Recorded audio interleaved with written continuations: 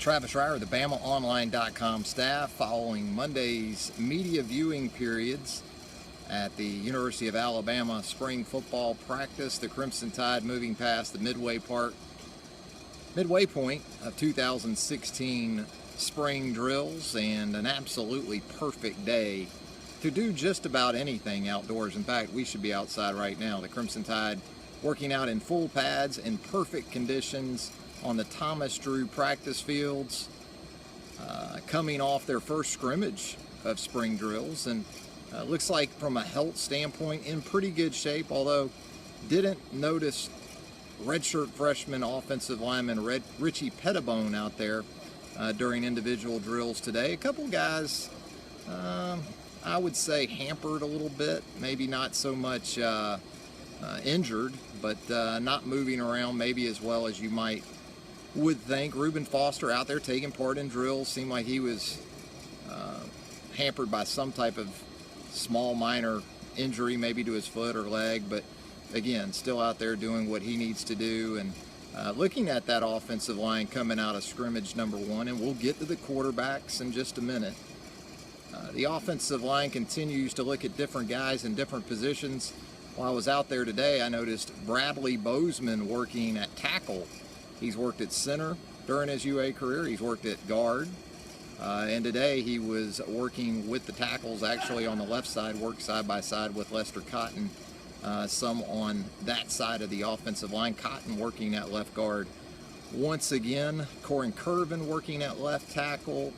Jonah Williams, the true freshman, working at right tackle, along with redshirt freshman Matt Womack. And a lot of the interior guys still the same. Ross Pierce-Baker still working at center.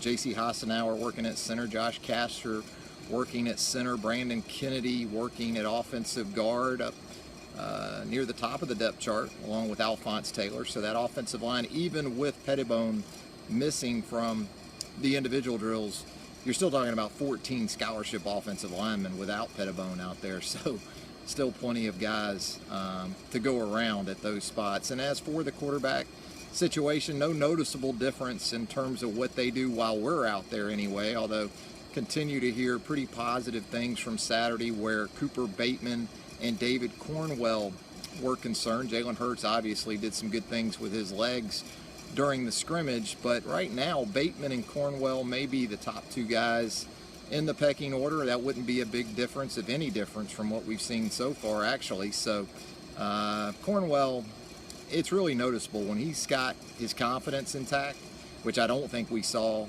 last August for whatever reason. The ball comes out very quickly and with plenty of zip, and that's what I saw from him out there just during individual drills today. When he hits his back foot, the ball comes out very, very quick. And again, it's a pretty football that he typically throws. So a little bit of that going on with the quarterbacks today. As far as the defense goes, we saw the secondary doing some work. Marlon Humphrey kind of watched a little bit while we were out there, and that kind of opened the way for Anthony Averett to work at corner with Minkah Fitzpatrick at right corner. Maurice Smith, the veteran defensive back, worked at the star position. With that first group, saw Reuben Foster at the MAC, the middle linebacker position in the dime formation, and Ronnie Harrison at the money position that he played a year ago as a true freshman in that dime package as well. Talking about safeties, Eddie Jackson still out there doing some things, albeit limited.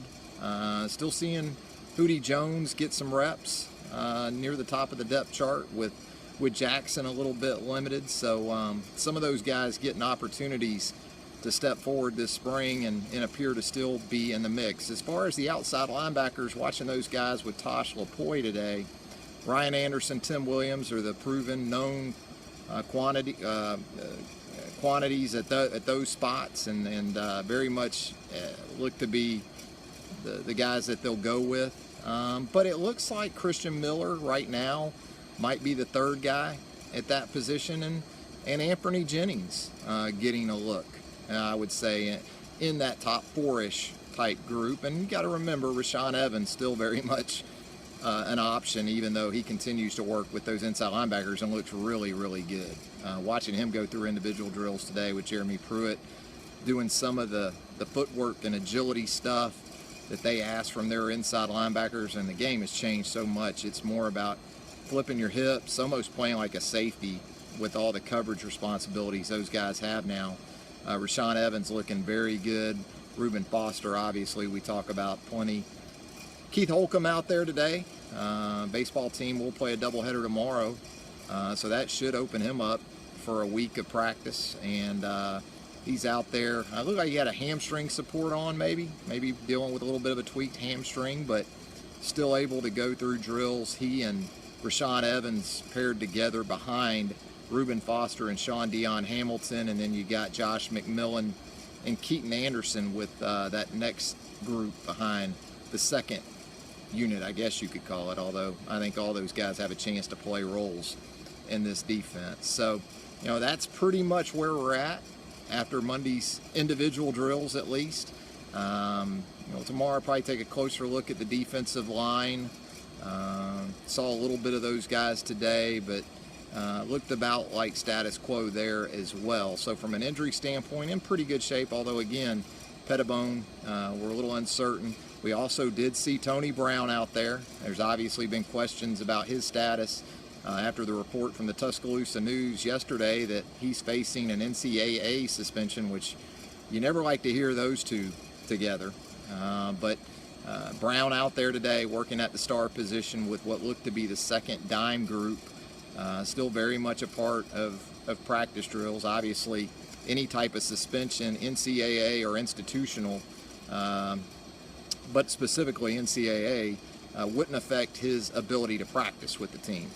It could very much affect his ability to participate in games, pending the appeal that Alabama has reportedly filed on his behalf. But in terms of practice, we still see Tony Brown out there, and kind of a wait-and-see approach right now to see how that plays out with the junior defensive back from Beaumont, Texas. So that'll just about wrap it up from the capstone, from Coleman Coliseum, where the Alabama gymnastics team did what it always seems to do, and that's win an NCAA regional championship over the weekend. Dana Duckworth's team headed to the NCAA championships in Fort Worth, Texas, a week from Friday.